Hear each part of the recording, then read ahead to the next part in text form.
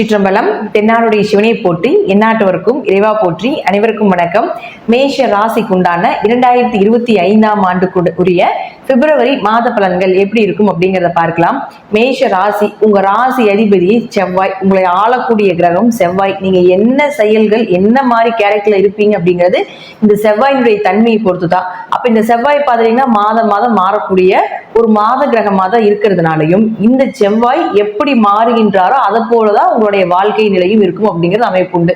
இப்ப செவ்வாயானவர் பாத்துட்டீங்கன்னா இது உங்க ராசி, உங்க ராசிக்கு 3ஆம் வீட்டுல இருக்காரு. எப்பவுமே 3ஆம் வீட்டுல செவ்வாய் இருக்கிறது நீங்க செய்யக்கூடிய காரியங்கள் ஜெயமாகிறது, நீங்க செய்யக்கூடிய விஷயங்கள் எல்லாமே உங்களுக்கு சாதகமாக வர்றது, உங்க கூட பிறந்தவர்கள் மூலமாக உங்களுக்கு உதவிகள் கிடைப்பது, இதெல்லாமே செவ்வாய் 3ல் இருந்தால் நடக்கும். ஆனா 24ஆம் தேதி வரைக்கும் பாத்தீங்கன்னா வக்ரகதியில் இருக்கிறார். அப்ப வக்ரகதி அப்படின்னா ஆப்போசிட்டா திரும்பி நிற்கிறார் அர்த்தம், கோபமாக இருக்கிறார் அப்படிங்கிறது அர்த்தம். அப்ப ராசி அதிபதி வக்ரகதியில் இருக்கும் பொழுது எதை செய்தாலும் யோசிச்சு செய்யுங்க. நீங்க நல்லதே செய்தாலும் அது மற்றவர்களுக்கு ஒரு நல்ல செயல் இல்லாத மாதிரிதான் தெரியும், மற்றவர்களுக்கு எதிராகத்தான் அது செயல்படுத்துமே தவிர நீங்க யாருக்கு எதை செய்தாலும் கொஞ்சம் யோசிச்சு பொறுமையாக செய்வது என்பது ஒரு சிறப்பான விஷயமாக இருக்கும். அதே போல 8ஆம் அதிபதியும் செவ்வாயே ஆகிறதுனால 8ங்கிறது உங்களுக்கு என்ன மாதிரி விஷயங்களை கொடுக்கும்னா திடீர் அதிர்ஷ்டங்கள், திடீர் பண வரவுகள், மறைமுகமாக இருக்கக்கூடிய உயில் சொத்து சார்ந்த விஷயங்கள், இதெல்லாமே மறைந்த பொருள் எல்லாமே 8 தான். புதையல் ரகசியம் கூட 8ஆம் இடம் தான். அப்ப அவரும் வக்ரமாக இருக்கிறதுனால கொஞ்சம் உங்களுடைய ரகசியங்கள் தேவையில்லாம வெளியே யாராவது சொன்னீங்கன்னா இது பல மடங்காக பூகம்பமாக வெடிச்சு ரகசியம் எப்படி போயிருங்க எல்லாத்துக்கும் தெரியற மாதிரி ஆயிரும். அதனால முடிந்த அளவுக்கு இந்த 24ஆம் தேதி வரைக்கும் யாருக்கிட்டையும் உங்களுடைய ரகசியங்களை சொல்லாம இருக்கிறது ரொம்ப சிறப்பு. அதற்கு மேல பாருங்க, 24ஆம் தேதிக்கு மேல செவ்வாய் வக்ர நிவர்த்தி ஆகிறார். வக்ரம் நிவர்த்தி பெற்ற பிறகு இந்த செவ்வாயானவர் உங்களுக்கு பெயர் புகழையும் கொடுப்பார், உங்களுடைய காரியத்துல ஜெயத்தையும் ஏற்படுத்தி கொடுப்பார், நீங்க செய்கின்ற எல்லா செயலையுமே ஒரு வெற்றியை நிச்சயமாக ஏற்படுத்தி கொடுப்பார் அப்படிங்கிறதா உண்மை. அடுத்தது பாருங்க சுக்கிரன். இந்த சுக்கிரன் யாருன்னா உங்களுக்கு 2 மற்றும் 7ஆம் அதிபதி. இந்த சுக்கிரன் இருக்கக்கூடிய வீடு உங்களுக்கு மீனத்துல ராகுவோட சேர்ந்திருக்கார். அப்போ உங்க ஜாதகத்துல யாருக்கெல்லாம் சுக்கிர புத்தி, சுக்கிர திசை, ராகு புத்தி, ராகு திசை, சுக்கிரன் ராகு சேர்க்க, செவ்வாய் ராகு சேர்க்க, சனி ராகு சேர்க்க, இந்த போல சேர்க்கைகள் இருந்தால் கொஞ்சம் கவனமாக இருக்க வேண்டும். அதிலும் குறிப்பிட்டு சுக்கிரன் ராகு சேர்க்கை அப்படிங்கறது பாத்துட்டீங்கன்னா ஆணாக இருந்தால் பெண்களுக்கும், பெண்ணாக இருந்தால் ஆண்களுக்கும் ஒரு கெட்ட பெயரையும் ஒரு அவமானத்தையும் ஒரு தலை குனிவையும் செய்யாத தப்புக்கு செய்யாத ஒரு வேலைக்காக பழி ஏத்துக்க வேண்டிய ஒரு சூழ்நிலைகளையும் ஏற்படுத்தி கொடுப்பார். இந்த தசை இந்த புத்திகள் நடந்தால், இந்த சேர்க்கை உங்க ஜாதகத்தில் இருந்தால். அப்போ இந்த சுக்கிரன் ராகு பாத்துட்டீங்கன்னா மகாலட்சுமி யோகம்னு சொல்றோம். எப்படியும் நம்ம எப்படி சுக்கிரனும் சனியும் பணவரவு அள்ளி கொடுத்துட்டு போகும் நம்ம போன பதிவுல சொல்லியிருந்தோமோ, அதே போல இந்த மாதம் சுக்கிரன் ராகு சீக்கிரம் பணம் வரும், இல்லீகல் பணம், இதெல்லாமே இந்த சுக்கிரன் ராகு ஏற்படுத்தி கொடுக்கக்கூடியதா. அப்ப மேஷ ராசிக்கு அவரு 2ஆம் அதிபதி ஆகிறார். தனஸ்தானாதிபதி ராகுவோட சேரும் பொழுது உச்சமாகும் பொழுது பணம் சார்ந்த விஷயத்துல சீக்கிரம் உங்களுக்கு பணவரவை ஏற்படுத்தி கொடுத்து விடும். எதிர்பாராத பணவரவு, கணவர் மூலமாக பணவரவு, மனைவி மூலமாக ஏதாவது ஒரு வருமானங்கள் அல்லது மனைவி சொத்துக்கள், கணவர் சொத்துக்கள், இது எல்லாமே கிடைத்தாலும் கூட ஒரு பண ஏமாற்றத்தையும் கொடுக்கும். அதுல எதிர்பார்த்த ஒரு வரவுகள் இல்லை அப்படிங்கிறது இருக்கும். அதே போல இந்த சுக்கிரன் ராகுனுடைய சேர்க்கை அப்படிங்கிறது கொஞ்சம் கெட்ட பெயரையும் ஏற்படுத்தி கொடுக்கும். இளம் பருவத்தில் இருக்கக்கூடிய ஆணாக இருந்தாலும் பெண்ணாக இருந்தாலும், ஏன்னா வருடத்திற்கு ஒரே முறை மட்டும்தான் இந்த மாசத்துல சுக்கிரன் ராகு சேர்க்கை ஏற்படும். அப்போ இப்படி இருக்கக்கூடிய அமைப்பு அப்படிங்கிறது பாத்தீங்கன்னா இந்த மாசம் பிப்ரவரி மாதம் முழுவதும் இருக்குது. கொஞ்சம் கவனமாக உங்க குடும்பத்துல இந்த இளம் வயதில் இருக்கக்கூடிய பெண்கள் ஆண்கள் எல்லாருமே கொஞ்சம் கவனமாக இருங்க. பேரண்ட்ஸ் இந்த பதிவுகள் பார்த்துட்டு இருந்தீங்கனாலும் உங்க குடும்பத்துல இது போல சுக்கிரன் ராகு சேர்க்கை யாருக்காவது இருந்துட்டு இருக்குது அப்படின்னா கொஞ்சம் இந்த காலகட்டங்களில் பார்த்துட்டீங்கன்னா தேவையில்லாத ஒரு கெட்ட பெயர்களை கொடுக்கக்கூடிய ஒரு சூழ்நிலைகள் வரும். அதனால கொஞ்சம் கவனமாக இருந்து இறை வழிபாட்டுல கொஞ்சம் கவனமா இருங்க. மகாலட்சுமி வழிபாடும், பெருமாள் வழிபாடும், துர்கை வழிபாடும் இதற்கு நிச்சயமாக இந்த சுக்கிரன் ராகு சேர்க்கைக்கு கை கொடுக்கும் அப்படிங்கிறது உண்மை. பெருசா வரும், சிறுசா தள்ளிட்டு போயிடும் அப்படிங்கிறதா உண்மை. அதே போல 7ஆம் அதிபதி போய் 12ல உச்சமாகுதுன்னா யாராவது கணவரோ அல்லது மனைவியோ வெளிநாடோ வெளியூரோ போகிறதுக்கு ஏதாவது ட்ரை பண்ணிட்டு இருந்தீங்கன்னா இந்த மாதங்கள் அதை நீங்க ட்ரை பண்ணும் பொழுது நிச்சயமாக அது உங்களுக்கு சாதகமாக வரும்.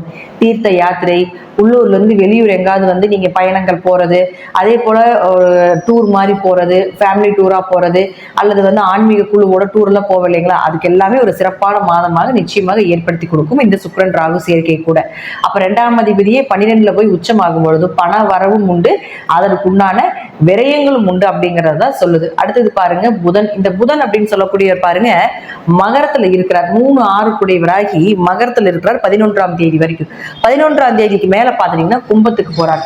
அப்போ 3ஆம் அதிபதினு சொல்லக்கூடிய புதன் பாதகஸ்தானத்துக்கு போறதுக்குள்ள உங்களுடைய கடன் சார்ந்த விஷயங்களோ, நோய் சார்ந்த விஷயங்களோ, எதுக்காவது ட்ரீட்மெண்ட் எடுக்கணும்னு நீங்க நினைச்சீங்கன்னா ஒரு 10ஆம் தேதிக்குள்ளேயே ட்ரீட்மெண்ட் எடுத்துக்கொள்வது என்பது ஒரு சிறப்பான விஷயமாக இருக்கும்.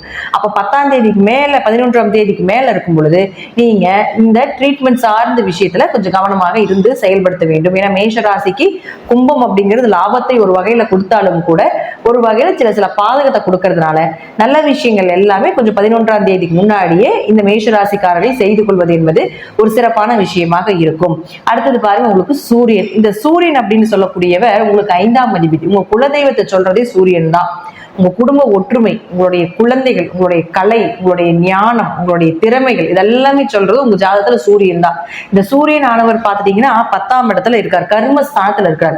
அப்போ இந்த 5 கூடையவர் 10ஆம் வீட்டுல 12ஆம் தேதி வரைக்கும் இருக்கிறார். 5-10 தொடர்பு ஏற்படுறதுனால குழந்தைகள் மூலமாக தொழில் சார்ந்த விஷயங்கள், குழந்தைகளுக்கு தொழிலை கொடுக்கறது, அதே போல பாத்தீங்கன்னா 5-10 தீர்த்த யாத்திரைகள், வழிபாடு, இது எல்லாமே குடும்பத்தோட போயிட்டு வரக்கூடிய ஒரு அமைப்பு, இதெல்லாமே ஏற்படுத்தி கொடுப்பார்.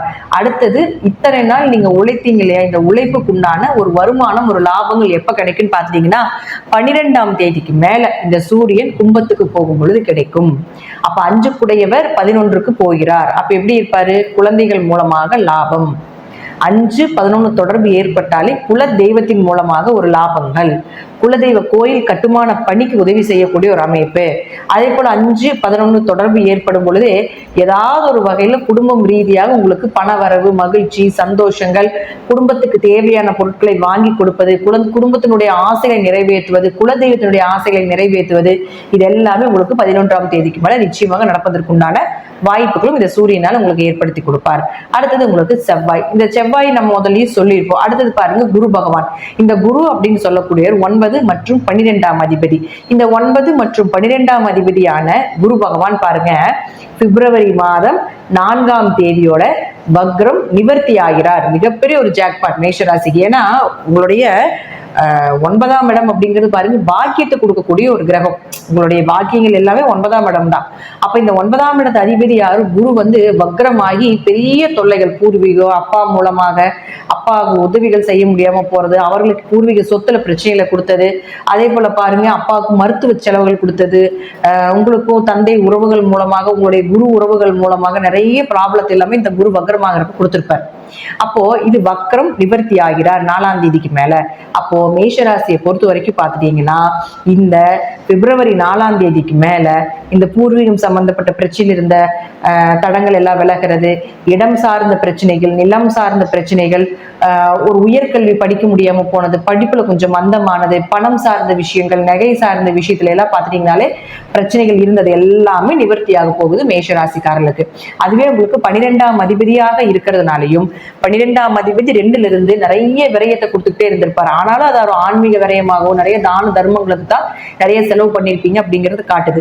அப்போ அதே 12ஆம் அதிபதியான குரு உங்களுக்கு வக்ர நிவர்த்தி ஆனதுக்கு அப்புறம் நீங்க சம்பாதிக்கக்கூடிய பணம் எல்லாமே உங்களுக்கு ஓரளவுக்கு சேஃப்டி ஆகிறதுக்கு உண்டான வாய்ப்பை நிச்சயமாக ஏற்படுத்தி கொடுப்பார். அப்ப இதற்கு மேல பூர்வீக சொத்தை பத்தி பேசுங்க. இதற்கு மேல பிப்ரவரி 4ஆம் தேதிக்கு மேல உங்களுடைய தேவைகள் எல்லாமே நீங்க கேளுங்க. பணம் சார்ந்த விஷயங்கள், நகை சார்ந்த விஷயங்கள், ஒரு மதிப்பு, மரியாதை, இது எல்லாமே பிப்ரவரி 4ஆம் தேதிக்கு மேல மேஷ ராசிக்காரர்களுக்கு இயற்கையாகவே நடக்கும்.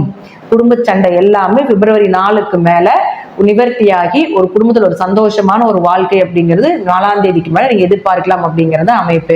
அதே போல சனி பகவானை பொறுத்த வரைக்கும் நம்ம முதல்லயே சொல்லியிருப்போம், சனி பகவான் இங்கேயே தான் இருக்க போகிறார், கும்பத்திலேயே தான். அது வரைக்கும் ஏதாவது ஒரு வழியில உங்களுக்கு ஜீவனத்துக்கும் ஏதாவது ஒரு வழியில லாபத்துக்கும் குறைவில்லாம இருப்பாங்க அப்படிங்கிறது அமைப்பு. மார்ச் மாதம் 29ஆம் தேதி தான் உங்களுக்கு இளரை சனி வர்றதுனால இப்ப இருந்தே நீங்க கொஞ்சம் அதற்கு ரெடி ஆயிக்கோங்க. என்னென்ன பண்ணணும் அப்படிங்கிறது, முன்னாடி சேஃப்டி எப்படி பண்ணணும், என்ன மாதிரி வழிபாடுகள் பண்ணணும் அப்படிங்கிறது முன்னாடி இருந்து தெரிஞ்சுட்டு அதற்குண்டான வழிபாடுகளை செய்யணும். ஆனா இந்த மாசம் மட்டும் பார்த்துட்டீங்கன்னா துர்க்கை வழிபாடும், காளி வழிபாடும், அதே போல பெருமாள் வழிபாடும், மகாலட்சுமி வழிபாடும் ரொம்ப முக்கியமா வைத்துக் கொள்வது என்பது இந்த சுக்கிரன் ராகு காம்பினேஷனுக்கு சுக்கிர புத்தியோ ராகு புத்தியோ சுக்கிர திசையோ ராகு திசையோ உங்க ஜாதகத்துல சுக்கிரன் ராகு சேர்க்கையோ, சுக்கிரன் ராகு அப்படிங்கிறது சேர்ந்திருந்தா மட்டும் பத்தாதுங்க. ராகு இருக்கக்கூடிய இடத்தில் இருந்து 5வது இடம் ராகுவோட சுக்கிரன் ராகுவோட 5ஆம் இடத்துல சுக்கிரன் இருக்கிறது, அதே போல ராகுவோட 9ஆம் இடத்துல சுக்கிரன் இருந்தாலும் இது சுக்கிரன் ராகு சேர்க்கை தான். அப்ப அதுல இருந்து நீங்க எண்ணி பார்த்தீங்கன்னாலும் உங்களுக்கு அந்த மாதிரி காம்பினேஷன் இருந்தாலும் கொஞ்சம் கவனமாக இருந்து செயல்படுத்துங்க. கொஞ்சம் தேவையில்லாத ஒரு பழிபாவங்கள் வரும் அப்படிங்கிறதுக்காக தான் முன்னாடியே கொஞ்சம் முன்னெச்சரிக்கையாக இந்த போல விஷயங்கள் நடப்பதற்குண்டான வாய்ப்புகள் அதிகமா இருக்குது அப்படிங்கிறதுக்காகத்தான் இந்த சுக்கிரன் ராகு சேர்க்கைக்கு மட்டும் கொஞ்சம் நாம, ஏன்னா நல்ல பெயர் அப்படிங்கிறது நிறைய விஷயங்கள் செய்தாதான் நல்ல பெயர் வாங்க முடியும். கெட்ட பெயர் அப்படிங்கிறது ஒரு சின்ன ஒரு பிளாக் மார்க் வந்தாலுமே அந்த ஆயுள் முழுவதும் அந்த கெட்ட பேர் மறையாது. அப்ப இந்த சுக்கிரன் ராகுல தேவையில்லாத கெட்ட பேரை கொடுத்துரும். அதெல்லாம் வாழ்க்கை முழுவதும் மறையாம ஒரு பெரிய வடுவாக இருக்கக்கூடாது அப்படிங்கிறதுக்காக தான் முன்னெச்சரிக்கையாக இந்த வழிபாடுகள் பண்ணுங்க. இது போல கிரகசேரி எந்த நேரத்துல எப்போ எப்படி வரும் அப்படிங்கிறது யாருக்குமே தெரியாது. எந்த மாதிரி பலிகள் வருது, எந்த மாதிரி நமக்கு நேரங்கள் மாறுது அப்படிங்கிறது தெரியாது. அதனால முன்னாடியே இந்த ராகு சுக்கிரன் சேர்க்கை உங்க ஜாதகத்துல இருந்ததுன்னா கொஞ்சம் அலர்ட்டா இருந்துட்டங்க அப்படிங்கிறதுக்காக தான் நம்ம சொல்றது. நன்றி. மீண்டும் ஒரு நல்ல பதிவுல சந்திக்கலாம். திருச்சிற்றம்பலம், தில்லையம்பலம், ஸ்ரீ நரசிம்ம திருடிகளே சரணம்.